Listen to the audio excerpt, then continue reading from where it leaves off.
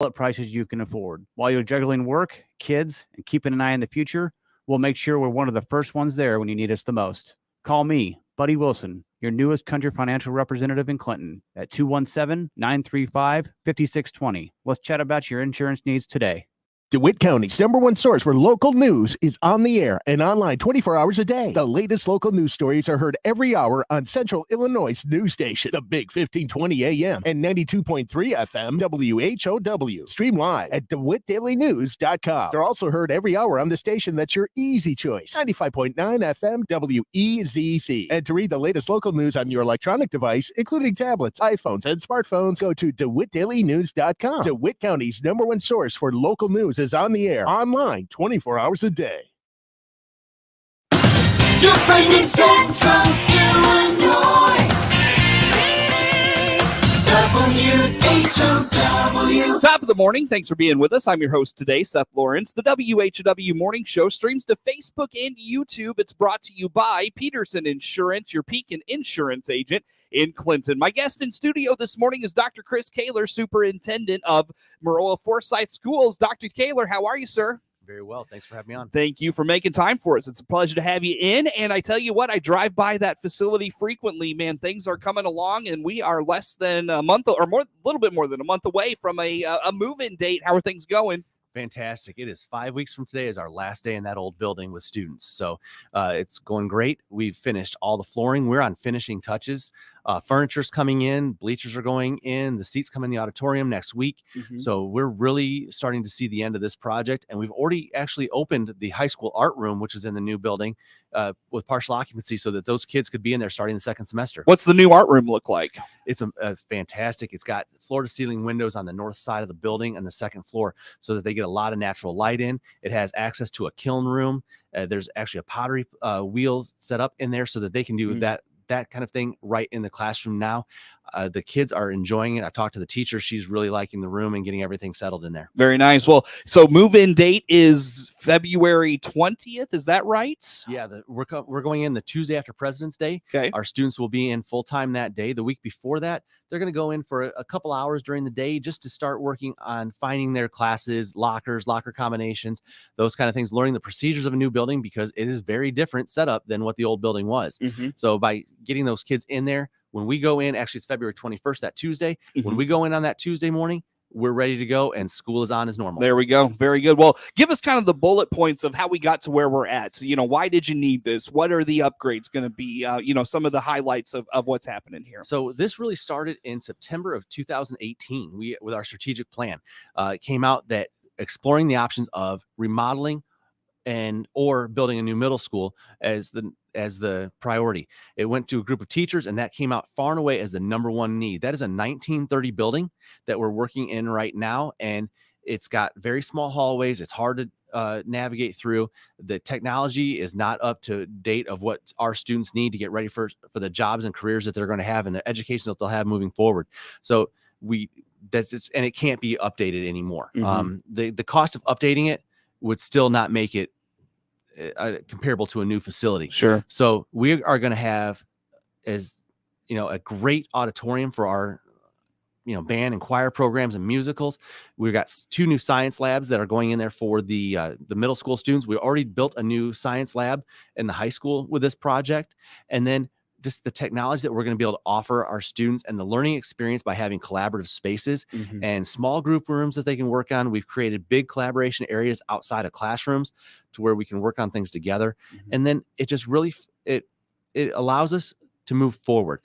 In our classrooms, we put partition walls. They're not the old accordion walls like you would see. They're actually very big, very sturdy walls, but they can be opened up so the teachers can actually work together on projects as they want. So we've taken our English and our reading classes so that they can work together, and our math and social studies. Science have to have dedicated labs. And then we'll have a gym, a multi-purpose space, and the multi-purpose space will have the 6 basketball hoops. It'll have a rubber floor that's lined for basketball and volleyball. And then it has 2 drop-down batting cages. So our kids can practice year round in those facilities. What are some of the highlights of, going from an old facility over 100 years old, right? 93 years old now. Yeah, 93 years old. So going from that aging facility to a new facility with excellent infrastructure for classrooms and things of that nature. What are some of the highlights of, features in the classroom, whether it be science labs or you talked about the art room. What are some of the classroom features you're excited about? So the first thing is, we know we're going to have stable internet access, and our students all have Chromebooks, so that they're going to have that in their rooms. They're not going to be, right now, a 1930 building obviously was not built for internet access. So we've got wires all over the place. That stuff's going to be there, but we've got this, that we're going to have a much more stable and much faster internet service that we're going to have for our kids. When it comes to the labs, we're going to have modular furniture so that we can pull it and work together in small groups. And this is actually in most of these classrooms, so that they can work in small groups together. But we're also putting the Promethean boards in every single classroom. Just those kind of things make a big difference. The days of the smart boards are even outdated already, and they're not that old, but they're outdated. And we needed to go to something that's more of what these students will use as they go to high school and college. And then the big thing for us, the security piece of it. There's a huge security upgrade from blind doors where you can't see who's coming in. You're buzzed, but you can't see who's coming in. Now they've got to get buzzed twice to get into the office, check in before they can go anyplace else. And then the cameras are covering the entire building, so that we know we're going to have a more secure facility. Yeah, for sure. Talk to me just a little bit about how having a new facility allows you to keep up with the evolution of technology. You talked about the Promethean boards, and those things are ever evolving, and I don't know how old yours are, but they quickly become dated. Chromebooks quickly become dated. All these things can quickly date themselves. How does a new facility allow you to keep up with that change? All right, so it allows us more of a thinking forward and modular mentality on it, where the old smart boards that were anchored into the ceiling, they're harder to replace on the wall. As things get outdated now, the mounting brackets and things, the wires are already in the walls. All we got to do is pull new wires. If something changes and the technology changes and they're not using HDMI cables anymore or whatever, we can take care of that right away because it's already there. It's not draping a wire along the side of a classroom, hooking it into the computer. We've got those things already set up and ready to go. The next thing with the technology is it allows freedom of flexibility and movement. So, as a student, all right, they're working on something in class, they're going out to a collaboration space, which is just outside of the room. They can sit down and work on things. All right, when they're going out there, they've got that internet access that they can do it.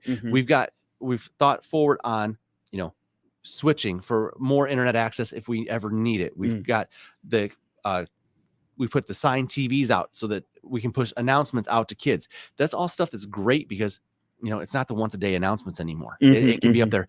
Hey, basketball practice changed, and it's just out there for kids. We make the announcement, but they also are going to see it in the hallway. Right. And then even just the way technology is used, students can use from their Chromebook and cast to a TV. So they can be working on something, not all gathered around looking at the same, 13-inch screen. They're looking at a 48-inch screen up on the wall and working on it together. It's interesting that after 25, 30 years, maybe a facility dates itself just a little bit.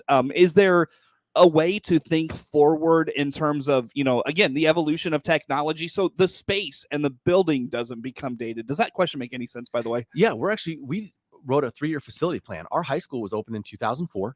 And we're starting to do some things to upgrade that, not the technology piece, because we've already done the Promethean boards and on the more advanced switching and routing and stuff like that in that building, but just new flooring, stuff like that to keep the building looking good for our students.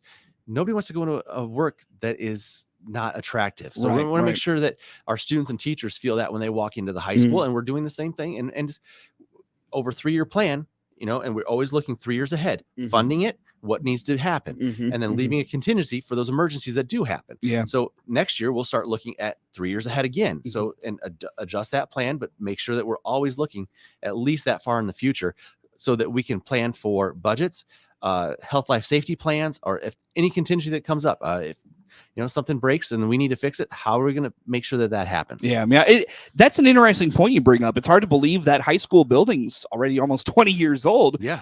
Are you finding space issues? Are you finding issues with maintaining infrastructure? Is it still pretty usable and workable and all those things? What do you find in there as you evaluate that? Yeah, it's still very workable, very usable. By moving the art teacher over, we created a new science lab, so that opened up another classroom. So we have some space there, not a lot, but we do have some space there if we need to add more programs, more teachers, more classes. And then as part of this construction project, we're adding another room as well, so that we can add, whether it be a middle school or a high school, we've got some of that flexibility moving forward. If our enrollment goes up and we have to add a teacher or add a program, something, there's a chance that we might be looking at all students taking a foreign language. So we would have to looking to add another foreign language teacher. So we've got that capability already. So constantly looking ahead of what's the state doing, because if they create curriculum mandates that will require us to add new teachers or anything like that, that pushes out some of the things that we need to look for on facilities as well. Yeah, for sure. Again, Dr. Kris Kahler, superintendent of Maroa-Forsyth Schools, our guest in studio. Kind of apologize for putting you on the spot with this one. Did you want to talk about the ceremony that's coming up for this? Sure. February 16th. We're going to be having a dedication night. We'll get that information out through all of our social media sites as well as our school website. And it's going to be an open to the community, a great chance to come in and tour the building. I know I've taken a ton of people through the building so far at different stages of progress, but now they can see the finished product. Yeah. And that's what's going to be so exciting, is that awe factor when they come in the building. Yeah, no doubt about it. I wanted to ask about the high school. You talked about like the space available. As that facility has aged, have you found the school district growing in terms of student population, classroom sizes, and how do you think about those things with a new facility you're putting up? You're always monitoring that. You're looking at those trends, and you're looking at a cohort of grades to see how they do as they move through. Our district is very stable. It's between about 1190 and 1210 since I've been here. So that's 13 years. So we're very stable on size, but that doesn't mean that all of a sudden we couldn't get a big influx of people moving in. That could very easily happen. So we're always monitoring that for growth, making sure that our class sizes are adequate, are small enough that we're providing the best instruction. We never want big classes. We've got extra rooms at our grade school. We're going to have a couple extra rooms between our middle school and high school facility when they're joined together. Two of them will be located, actually they'll be located in the high school, but when they're connected, it's very easy to move students around. I see. We're gonna have some shared spaces anyway. Our band and choir room will be shared, which will free up the current band and choir room. That's gonna become a fitness center for use by both our middle school and high school kids, so that we're gonna have that capability with that new building. Yeah, for sure. So just in closing here, Dr. Kahler, any final thoughts on the building project? Anything from you we didn't touch on today? Can't wait to get it open. Can't wait to get our kids and see our kids' face when they go into that new building the first time. Yeah. A lot have seen parts of it, but they haven't seen it when it's, right now, finished product. It's pretty close to being done. And now it's a whole different experience walking in than what it was even 2 to 3 weeks ago. That's awesome. Well, again, just kind of give us the timeline of how things are going to work in moving into that new space. So the week of February 16th, our kids are going to go over there and start learning those procedures. And then February 21st, we're open and ready to go. Yeah. Then the process starts to remodeling the current high school. We're gonna have one kitchen that serves both buildings, so we're gonna remodel that kitchen. That's gonna become part of our cafeteria. Where our cafetorium is right now will be our band room and choir room. So there's a lot of changes coming to the high school as well, which is why we had to condense our school year as much as possible to give the construction companies as much time this summer to get all that done. Yeah, no doubt. Well, maybe we'll dive into that a little bit as well as we come up on a break here, Dr. Kahler. Let's take a time out, though. Dr. Kris Kahler, again, superintendent of Maroa-Forsyth Schools, my guest in studio. More to come with him on the WHOW Morning Show.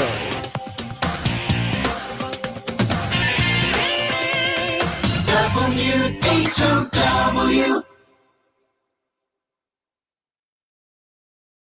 Let's check the markets on the RFD Radio Network. I'm DeLawes Yankee. Report day. Got some news already from South America, though. The Rosario Grain Exchange in Argentina with a sharp cut to its forecast for soybeans, 37 million tons. A previous forecast of 49, cut by about a quarter. March corn down 3/4 cent, 6.55 1/4. May down 3/4, 6.54 1/2. July down 1 1/4, 6.47 1/4. March soybeans up 11 3/4, 15.04 3/4. May up 9 1/2, 15.06. July up 9, also $15.06. Soybean meal for March up 3.20, 4.7780. Soy oil up 55, 62.66. Chicago March wheat down 7 1/2, 7.32 1/2. KC down 7 1/4 at 8.15. This is the RFD Radio Network. At Baum Chevrolet Buick in Clinton and Baum Motor Company in Farmer City, our job is to help you and solve your transportation needs. This is Scott Baum. Both in Clinton or Farmer City, we'll listen and find options for a different vehicle. or we'll give you repair options to keep that car, truck, or SUV safe and trouble-free so you can continue with your busy schedule. If it has to do with transportation, we're here to help. Visit our full-service team today in Clinton or Farmer City. Baum Chevrolet Buick, right from the start. MR Systems Wireless is your local internet provider for Clinton and surrounding area. They have the products you want and the local service you deserve. MR Systems Wireless Internet service for home or business includes unlimited data, unlimited streaming, and unlimited calling. Plans start at just $48 a month and get a free Roku 4 lease with our media packages. Get the speed you need with MR Systems Wireless. Call them at 935-2100. That's 935-2100 for MR Systems Wireless. Your friend in Central Illinois, WHOW. Once again, a good morning. Thanks for being with us. I'm your host today, Seth Lawrence. The WHOW Morning Show is streaming to Facebook and YouTube, brought to you by Peterson Insurance, your Pekin insurance agent in Clinton. My guest in studio, Dr. Kris Kahler, is the superintendent of Maroa-Forsyth Schools. Dr. Kahler, let's dive into extracurricular activities, what's going on, and then transition that into how do these programs transition to your new facilities. How about those things? So right now at the middle school, we've got middle school boys basketball going on and volleyball, and then track will be coming up soon. At the high school, basketball programs are going on, and we're starting to have our open gyms for baseball and softball. And the hard thing that we're facing right now, we used to have an intermediate gym where we could have the baseball and softball open gyms. So right now we don't have that facility. We're not into our new facility yet, but we will be in there in February. The new multi-purpose room is where we'll be able to have a lot of those practices happen. Mm-hmm. And so the high school and middle school kids will be able to go use the batting cages. There'll be an extra gym there so that we can have two practices going on at the same time. Right now we can't. So volleyball could be in the multi-purpose room and basketball in the gym, or they could switch so that they've got more space. But that way it just provides us the opportunity to where we don't necessarily have to have a morning practice or a late practice. We've got that extra gym space. It also will allow us, as we move forward, if we're hosting a tournament, we could have a warm-up area for kids so that we can keep things moving on that tournament and to make it happen so that, you know, we stay on those schedules. Yeah. I think the last thing that the facilities are going to do, and that's the next step, is our turf is being replaced as soon as the weather breaks this spring, so that we'll have our turf, a new turf field, which is used by our baseball, softball, football, soccer co-op, and even our marching band does a lot of practice out on the turf. So I think that's something, again, just keeping our facilities updated. The turf is 11 years old. It's just time to be replaced, time to make sure that we're providing the safest thing for our kids. And our board approved this year when we put the new turf in to put the shock pad underneath it, which helps with the concussion rating and the safety rating of the field. I've seen a lot of stuff about the turf and ACL injuries, more professional level and collegiate level stuff. But that's interesting you say that. With the turf, I know that I shouldn't say I know, but I thought that you had planned to have that maybe done by now, going into the spring with still that old turf out there. Is it usable? Like, is it safe for the kids to use? Yeah, it's still usable. It's still safe. We made a very deep run into the football playoffs, and so that delayed that project, which is a great reason to delay it. So we're looking, if we can get it to break before our spring sports really fire up, we'll do it then. If not, we'll do it as soon as our last home track meet is done and get that ready to go before summer workouts begin for all of our sports. Yeah, that turf gets a lot of use. It does. For sure. I didn't realize how much it got used until you kind of laid it all out there for us. Well, and that's just the schools. Also, our youth leagues all use that as well. Oh, do they? So like our football, JFL football, yeah. They use that. So it's been a great thing for our community. We're not tearing up practice fields and spending time trying to reseed and sod practice fields so that they've got something. We've got a nice facility for our whole community to use. And then our track's open. There's people out running on the track a lot. You see kids out there even just playing on weekends, playing football and stuff. So it's great to see that that's open for our town. That's really cool to see that too, by the way. The kids come out on the weekends and they're throwing the football around, doing their thing. That's great stuff. Probably a good reason why Maroa-Forsyth has an exceptional football program. But Dr. Kahler, how about these extracurriculars, particularly inside, transitioning to new facilities? Like you talked about your school play and having a new auditorium. What does that transition look like? All right. So right now, our high school musical is going to be Little Mermaid this year, and they're working already on getting that so that'll be presented or performed this spring. They have to use the old stage in the cafetorium for the rehearsals. As soon as we can get in there, they're going to be in there working on that new stage, so they get to understand the stage is a lot bigger. And so they're going to be able to do a lot more flexibility there. We're going to have the lifts back there so they can raise and lower sets, so we can do multiple different things. I can't wait to see our first musical in there, in that facility, just with the lighting, the sound, how technologically advanced that room is going to be. It's going to be fantastic for our kids. When is the play? I don't remember off the top of my head. Okay. I believe it's coming up. I think it's in April. Oh, okay. So they'll have time to Yes. utilize the new facility and get used to it and everything. Yes. That's good. Excellent. Anything else on just new facilities, transitioning those extracurriculars into the new space and all of that? Anything I missed in that conversation? I'm really anxious to see, our athletic program has always been something we're proud of. We're proud of our music programs, how we're using that, but really, what do the teachers and coaches come up with for new ways to use those facilities, and especially and how we look at the learning and how that's going to be different. Yeah, definitely. Well, let's wrap up with this, Dr. Kahler. I know that we had talked before we got started about when this is all said and done, basically you're going to step back and reevaluate facilities again, because this is kind of the culmination of what was a facilities plan from, you said 2018. Yeah, our strategic plan. Yeah, so talk to us a little bit about stepping back and then reevaluating facilities one more time. So we have a 3-year facility plan that the board just approved a few months ago, and there's things on there for each building. Obviously, a new middle school takes care of a lot of those plans, but there's things that we need to do at the grade school. Parking lot needs to be repaired. We need to start looking at just painting the gym at the high school. It's time to resurface or sand and reline the gym at the high school in the next couple of years. We've got to look at some things on the football field with lighting and the scoreboard, just to get them back up to being. We want to have our facilities be something that other school districts look at and that the community is proud of, so that they understand when we talk about those sales tax and how we bond and how our health, life, safety money is used, that we're providing safe facilities for our kids that they're proud to have their kids go to. Are you looking at all, you talked about the football facility, obviously the turf and the track, exceptional.